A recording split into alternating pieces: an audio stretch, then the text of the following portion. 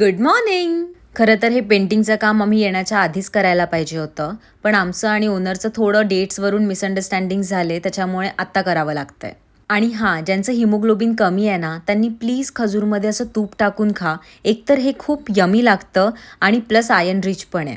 यावेळेस पण आम्ही घर बघण्यासाठी इतकं फिरलोय आणि त्याच्यामध्ये हेच घर मला बेस्ट वाटलं, म्हणून मी हे फायनल केलं.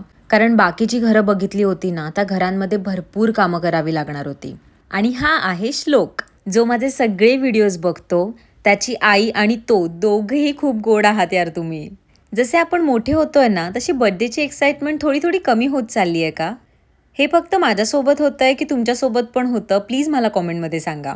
आता बर्थडेचं सेलिब्रेशन मी बर्थडेच्या दिवशी न करता दुसऱ्या दिवशी करणार आहे. कारण अनिकेत एका कामाने बाहेर गेला होता आणि त्याला घरी यायला 8 वाजले. तो घरी आलेला तेव्हा इतका दमलेला दिसला. मग त्याला म्हटलं राहू दे आजचा दिवस, आपण नंतर जाऊयात. किती समजूतदार बायको आहे ना मी. पेंटिंग करून गेल्यानंतर सगळं घर आवरून घेतलं, छान लादी पुसून घेतली. आणि हां, तुम्ही जर व्लॉग बघताय आणि फॉलो नसेल केलं तर नक्की करा. Okay bye.